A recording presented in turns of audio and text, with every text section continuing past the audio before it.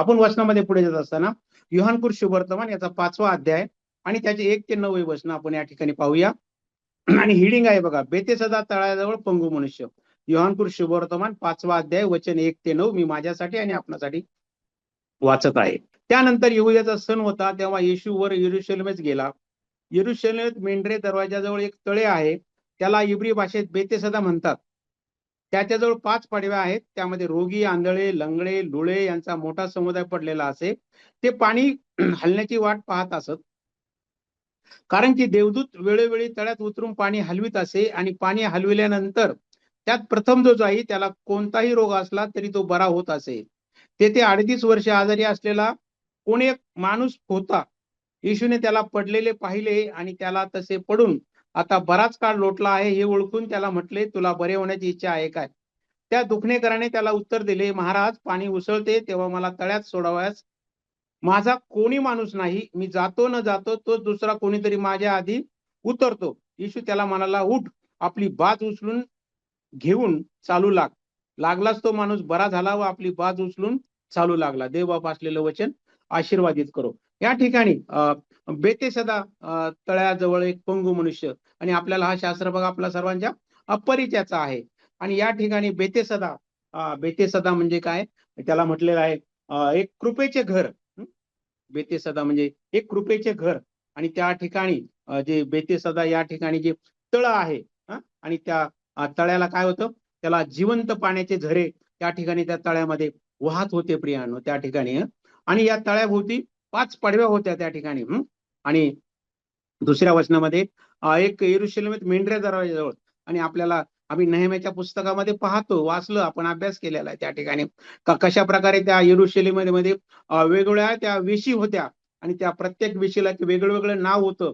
आणि त्या ठिकाणी ही मेंढरे, की ज्या ठिकाणी त्या ठिकाणी दिवसभर मेंढरे बाहेर गेल्यानंतर सायंकाळच्या समयी ते पुन्हा आपल्या मेंढवाड्यात येण्यासाठी त्या मेंढरे दरवाजाने ते प्रवास त्या ठिकाणी ते आतमध्ये येत असत.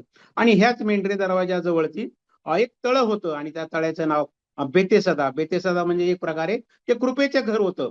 आणि त्या तळ्याजवळची त्याला 5 पडव्या होत्या. आणि त्या पडव्यामध्ये काय होतं, त्यामध्ये आपण वाचल्याप्रमाणे त्या पडव्यामध्ये कारण त्या तळ्यावरती जे पाणी होतं, त्या पाण्यामध्ये जो कोणी पहिला प्रथम जाईल, देवदूताने पाणी हलवल्यानंतर जो कोणी प्रथम पहिला त्या ठिकाणी जाईल तो बरा होत असे. आणि म्हणून त्या ठिकाणी वचन 3 मध्ये त्यामध्ये पुष्कळ रोगी होते प्रियांनो, म्हणजे आजारी होते, आंधळे होते त्या ठिकाणी, आंधळे होते ज्यांना दृष्टी नाही, त्या ठिकाणी लंगडे होते, लुळे होते, यांचा मोठा समुदाय पडलेला असे. आणि त्या ठिकाणी काय होतं, भरपूर असे लोक त्या ठिकाणी आपला आजार काय म्हणते बरा होण्यासाठी, तो आजार बरा करून घेण्यासाठी त्या ठिकाणी पडलेले होते, त्या ठिकाणी ते राहत होते प्रियांनो, त्या ठिकाणी ते राहत होते. आणि ते काय होतं, आणि ते नेहमी दररोज आपलं काय सकाळी काय होतं, त्या पाणी हलण्याची ते वाट पाहत होते, ते पाणी होण्याची हलण्याची ते वाट पाहत होते. आणि त्या ठिकाणी पाणी हलवण्या देवदूताने पाणी हलवल्यानंतर जो कोणी प्रथम त्या ठिकाणी उतरेल तो काय होत असे, तो बरा त्या ठिकाणी तो होत असे. आणि त्या ठिकाणी वचन 4 मध्ये आपण, कारण देवदूत वेळोवेळी तळ्यावर उतरून पाणी हलवत असे, आणि पाणी हलवल्यानंतर प्रथम जो जाई त्याला कोणताही रोग असला तरी तो बरा होत आहे. तो कोणताही दुर्धर जरी रोग असला, तो आंधळा असला त्याला दृष्टी येत होती, तो लंगडा असला तर तो बरा होऊ शकत होता, तो पंगू असला तो देखील बरा होऊ शकत होता. कुठलाही एखादा अशुद्ध असेल, रक्तस्रावी असेल, कुठलाही, तर त्या ठिकाणी जो पाण्यामध्ये जाईल प्रथम तो काय होत असे, तो त्या ठिकाणी रोग कोणताही असला तरी तो रोग काय ठिकाणी तत्क्षणी काय होता, तो रोग बरा होत असे. आणि अशाच प्रकारे त्या ठिकाणी वचन 5 मध्ये आपण जर पाहिलं, ते 38 वर्ष आजारी असलेला कोण एक माणूस होता. आणि त्या ठिकाणी प्रियांनो 38 वर्ष, आणि म्हणजे जवळजवळ आपण जर प्रभू येशू ख्रिस्ताचा या मनुष्यावरील त्यांनी जन्म घेतला आणि तो 33.5 वर्ष या जगामध्ये राहिला. आणि नक्कीच शास्त्राभ्यासाच्या प्रमाणे तो नक्की प्रभू येशूच्या वयापेक्षा तो मोठा होता तो त्या ठिकाणी. आणि तो 38 वर्षापासून त्याचं वय त्या ठिकाणी उल्लेख केलेला नाही. नक्कीच तो 38 वर्ष म्हणजे तो अगोदरच काय कधी तो 10-12 वर्ष म्हणा किंवा काहीतरी वयाचा असताना त्याला त्या ठिकाणी तिथे टाकलेलं आणून ठेवलेलं होतं. 38 वर्ष त्या ठिकाणी येशूने त्याला पडलेले पाहिले. तेथे 38 वर्ष आजारी असलेला कोणी एक मनुष्य होता. आणि 5व्या वचनामध्ये त्या ठिकाणी तो 38 वर्षापासून त्या ठिकाणी होता आणि तो अपंग होता प्रियांनो, अपंग होता. इतर जे रोगी असतील, आंधळे असतील तर ते नक्की चालत असतील, लंगडे असतील ते सुद्धा नक्की चालत असतील. परंतु हा काय होता, याला डोळे होते, तो पाहू शकत होता. परंतु काय होता, तो ज्यावेळेस देवदूत पाणी हलवत होते त्यावेळेस तो धावत जाऊन तो प्रथम क्रमांकाने प्रथम ते त्या ठिकाणी तो जाऊन येऊ शकत नव्हता. कारण काय होता, तो दुर्बल होता प्रियांनो. तो दुर्बल असा होता. तो स्वतः काहीही करू शकत नव्हता. कारण त्या पडवीत त्याला कोणी आणि कधी आणून ठेवले याविषयी काही समजत नाही प्रियांनो. त्या ठिकाणी काय उल्लेख नाही. त्याला कोणी आणून ठेवलं, कधी आणून ठेवलं आणि जवळजवळ तो 38 वर्षापासून त्या ठिकाणी आहे. त्याला ते आणून टाकले. तेव्हापासून त्याला एकदाही पाण्यात उतरण्याची संधी मिळाली नाही प्रियांनो. त्याला एकदाही पाण्यात उतरण्याची संधी मिळाली नाही. कारण तो पंगू होता प्रियांनो. आणि तो पंगू असताना त्याला दुसऱ्याच्या मदतीशिवाय तो पाण्यात जाऊ शकत नव्हता. आणि त्याला पाण्यामध्ये सोडण्यास त्याच्या जवळचा कोणी माणूस नव्हता प्रियांनो. त्याच्या जवळचा कोणी माणूस नव्हता. कारण दुसरा कोणी असेल तर काय होतं, त्या ठिकाणी इतर मनुष्य काय होते, ते स्वतः चालत जाऊ शकत असतील आणि ते बरे होऊन त्या ठिकाणी गेलेले असतील. परंतु हा दुसऱ्याच्या मदतीशिवाय जो चालू शकत नव्हता, हा बोलू त्या ठिकाणी पाण्यात उतरू शकत नव्हता. आणि काय असेल, एक तर तो कसा असेल, तो अनाथ असेल प्रियांनो. जर कोणी नातेवाईक असता तर नक्कीच त्याच्याजवळ आला असता आणि त्याला काय पाण्यामध्ये उतरण्यासाठी आणि त्याला बरं होण्यासाठी काय केलं असतं, सहाय्य केलं असतं. आणि तेथे असलेल्या इतर जे रोगी होते, मी अगोदरच सांगितल्याप्रमाणे, ते धडधाकट होते, चालू बोलू शकत होते. परंतु त्यांनाही काय त्याची कधी दया आली नाही प्रियांनो. त्यांची कधी त्याला दया आलेली नाही, त्याचा कळवळा आलेला नाही. त्या इव्हन काय आलं असेल, त्याच्यानंतर आलेले लोक सुद्धा काय झाले असतील, ते पाण्यामध्ये उतरून ते बरे होऊन गेले असतील. परंतु हा काय होता, हा 38 वर्षापासून त्या ठिकाणी तो पडलेला होता आणि त्याला कोणाचा कळवळा आलेला नाही प्रियांनो. आणि परंतु खरोखर आमचा जो कळवळ्याचा प्रभू आहे, आम्ही वचन 6 मध्ये पाहू, येशूने त्याला पडलेले पाहिले आणि त्याला तसे पडून आता बराच काळ लोटला हे ओळखून त्याला, तुला बरे होण्याची इच्छा आहे काय? आणि प्रभूने खरोखर, आमचा प्रभू सर्व काही जाणणारा प्रभू आहे प्रियांनो. सर्व काही जाणणार आहे आणि प्रभूला समजलं हा त्या ठिकाणी बरेच वर्षापासून या ठिकाणी तो हा पडलेला आहे. आणि तो म्हणून त्या ठिकाणी प्रभूला काय झालं, त्याचा कळवळा आलेला आहे प्रियांनो. आणि आमचा प्रभू खरोखर, आमचा प्रभू कळवळ्याचा प्रभू आहे प्रियांनो. आमचा प्रभू श्री ख्रिस्त या जगामध्ये असताना त्यांनी जे सुवार्थेचं काम केलं, आम्ही त्यावेळेस वेळोवेळी पाहतो, त्याला कित्येक लोकांचा कळवळा आला. त्या नाईन गावातील त्या विधवेचा पुत्र मरण पावला होता आणि ती शोक करत होती. आणि प्रभूला खरोखर त्या विधवेचा कळवळा आला त्या ठिकाणी. आणि त्यांनी काय केलं, त्याने त्या तिरडीला हात स्पर्श केला आणि त्या मुलगा त्या ठिकाणी उठून तो जिवंत झालेला आम्ही पाहतो. आणि खरोखर आमचा प्रभू कसा आहे, हा कळवळ्याचा प्रभू आहे प्रियांनो. आणि आम्ही ज्याप्रमाणे हा पंगू मनुष्य स्वतः काही करू शकत नव्हता आणि त्याचप्रमाणे आम्ही देखील आमच्या पापामध्ये आम्ही पंगू झालेलो होतो प्रियांनो. आम्ही आधू झालेलो होतो प्रियांनो. आम्ही काहीही केलं, कितीही प्रार्थना केल्या, कितीही अर्पण अर्पिली तरी आम्ही काय होऊ शकत, आम्ही आमच्या ज्या पापाचा जो पंगूपणाचा आम्हाला जो आजार होता त्यामधून आम्ही कदापिही बरे होऊ शकत नव्हतो. आणि त्यासाठी खरोखर आम्हाला आमच्या प्रभू येशू ख्रिस्ताच्या त्या पवित्र आणि निष्कलंक अशा रक्ताची आम्हाला गरज होती.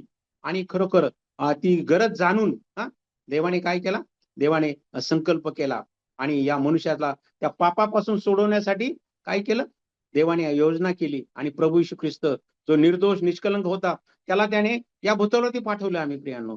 आणि तो आमच्यासाठी या जगामध्ये आला, तो आमच्यासाठी त्या ठिकाणी तो मरण पावला. आणि खरोखर त्याच्या त्या मरणामुळे, त्याला त्या ठिकाणी त्याच्या सांडलेल्या रक्तामुळे काय झाले, आम्हाला आमच्या त्या पापाचा रोग आमच्यापासून कोसोमैल दूर गेलेला आहे. ज्याप्रमाणे आम्ही स्तोत्र 103:12 मध्ये पाहतो, वाचतो, त्या ठिकाणी पूर्व दिशा पश्चिमेपासून जितकी दूर आहे तितके दूर त्याने आमचे पाप दूर केले आहेत प्रियांनो. तो आमची पाप आता स्मरत नाहीत प्रियांनो. तो आमची पाप स्मरत नाहीत प्रियांनो. आणि म्हणून या ठिकाणी आमच्या प्रभूला कळवळा आला प्रियांनो. आम्ही तर कसं आम्ही त्या पापी मनुष्यासारखे आम्ही देखील पापामध्ये पंगू होतो प्रियांनो. आम्ही काय होतं, आम्ही विशीबाहेरील लोक असे होतो. आम्ही त्या इस्रायलच्या करारास परके असे लोक होतो. आम्ही परराष्ट्रीय असे लोक होतो प्रियांनो. पण देवाने स्वर्गातून अवलोकन केलं, पाहिलं या मनुष्याचा नाश होऊ नये, त्याला काय त्याला सार्वकालिक जीवन प्राप्त व्हावं ही देवाची इच्छा होती. आणि देवाने म्हणून योजना केली आणि त्याचा पुत्र अप्रिय प्रभू येशू यापर्यंत आला. या ठिकाणी आम्ही पाहतो प्रभू येशूला अंतराळावर नक्की जाणलं असेल. या ठिकाणी एक 38 वर्ष आजारी मनुष्य आहे आणि त्याला बरं करणं आवश्यक आहे आणि म्हणून प्रभू त्या ठिकाणी आला. आणि म्हणून आमच्या बाबतीत सुद्धा तसंच आहे प्रियानो. आम्ही जरी देवाचा शोध करत असतो, परंतु आम्हाला प्रभूने प्रभूने आम्हाला शोधला आहे प्रियानो. प्रभू आमच्या जवळ आलेला आहे. कारण आमचा प्रभू काय झालं, तो आम्हाला, तो प्रत्येकाला तो शोधत आहे. कारण तो आम्ही केल्याच्या पुस्तकामध्ये त्याचप्रमाणे शुभवर्तमान पाहतो, जो हरवलेले आहेत त्यांना तो शोधावयास या ठिकाणी आलेला आहे प्रियानो. बायबलमध्ये भरपूर अशी उदाहरणं आहेत की देवाने काय केलं, त्यांना वैयक्तिक जाऊन त्यांना शोधलेलं आहे. त्यांना वैयक्तिक जाऊन त्यांनी त्या ठिकाणी सुवार्ता सांगितलेली आहे आणि त्यांचं तारण घडून आलेलं आहे प्रियानो. त्याचप्रमाणे आम्हाला देखील देवाने काय केलं, आमचा शोध घेतला. आम्ही जिथं होतो, ज्या गावामध्ये होतो, ज्या शहरामध्ये होतो, ज्या खेड्यामध्ये होतो, ज्या वाड्या वस्तीवर होतो, तिथे आमचा प्रभू आला आणि त्याने काय केलं, त्याच्या वचनाच्या द्वारे आमचा त्याने शोध घेतलेला आहे आणि आमचं काय केलेलं आहे, आमचं त्या ठिकाणी तारण केलेलं आहे प्रियानो. आणि त्या ठिकाणी म्हणून तो काय करतो, तो स्वतः ओळख करून घेतो प्रियानो. तो स्वतः तुमची ओळख करून घेतो आणि काय करतो, आणि आम्ही प्रगटी 3:20 मध्ये जर त्या ठिकाणी जर वाचलं, तो काय, तो दाराशी उभा आहे प्रियानो. तो आमच्या दाराशी उभा आहे. प्रगटी 3:20 मध्ये पहा, मी दाराशी उभा आहे. आणि म्हणून अद्याप ज्यांचं कोणाचं तारण झालेलं नाही, त्यांनी प्रभू येशू ख्रिस्ताला आपला तारणारा म्हणून स्वीकारलं नाही, त्याला आजच संधी आहे प्रियानो. कारण आता हा सध्या काय, हा कृपेचा काळ आहे प्रियानो. आताच आपण काही दिवसापूर्वी आपण सर्वांनी वाचलं, त्या ठिकाणी धर्मांतर बंदी आलेली आहे प्रियानो आणि कठीण असे नियम झालेले आहेत. तरी देखील आमचा देव काय, त्यामधून आम्हाला सहाय्य करणारा आमचा जिवंत देव आहे, असा आमचा पूर्ण विश्वास आहे. त्या ठिकाणी प्रगटी 3:20, पहा मी दाराशी उभा आहे व दार ठोकीत आहे. जर कोणी माझी वाणी ऐकून दार उघडील, तर मी त्याच्याबरोबर आत जाईन आणि त्याच्याबरोबर जीवीन आणि तो माझ्याबरोबर जीवील. आम्हाला काय होईल, आम्हाला देवाची सहभागिता मिळेल प्रियांनो. आम्हाला देवाचं प्रेम मिळेल प्रियांनो. आम्हाला देवाचा आनंद मिळेल प्रियांनो. आम्हाला देवाची शांती मिळेल प्रियांनो. आम्हाला देवाची शांती मिळेल, कारण आम्हाला देव काय, देव आम्हाला आमंत्रित करत आहे प्रियांनो. आम्ही त्या मत्तेय शुभवार्तामध्ये त्या ठिकाणी पाहतो, एका त्या गर्धण्याने काय केलं, आमंत्रित केलेलं होतं, पण आमंत्रित आले नाही प्रियांनो, आमंत्रित आले नाही. म्हणून त्यांनी त्याच्या सेवकाला पाठवलं, जा, जे बाहेर असतील त्यांना, रस्त्यावर असतील त्यांना घेऊन ये. आणि त्या रस्त्यावर असलेल्या लोकांपैकी देव, कारण देवाने काय केलं, इस्रायल लोकांना तो शोधत होता, त्यांना आमंत्रित केलं होतं, पण इस्रायल लोक देवाकडे आलेले नाहीत प्रियांनो, येत नाहीत. परंतु देवाने खरोखर आमच्यावर दया केली, आमच्यावर कृपा केली. आम्ही जे विशीबारी लोक होतो, आम्ही रस्त्यावर भटकणारे असे लोक होतो, आमच्यामध्ये काही धड नव्हतं.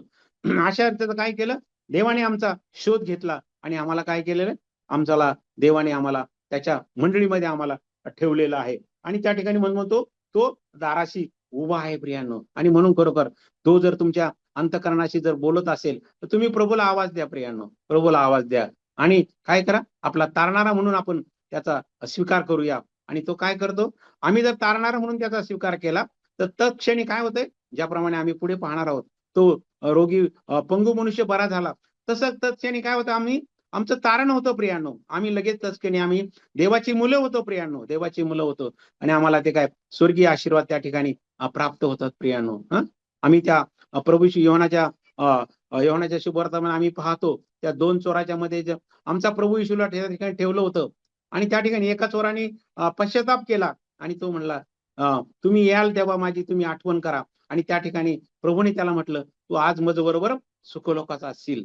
आणि खरोखर कारण काय, त्या ठिकाणी जर तुम्ही प्रभूचा जर स्वीकार केला, तर प्रभू तुमचा लगेच स्वीकार करतो प्रियांनो, लगेच स्वीकार करतो. तो तुम्हाला माघारी पाठवत नाही. आणि त्या चोराचं काय, तो काही वेळाने तो मरणार होता आणि तो नरकामध्ये जाणार होता. कारण त्याने या जगामध्ये असताना तिने देवाला ओळखलं नव्हतं. देव तो नेहमी वाईट कृत्य करणारा असा होता.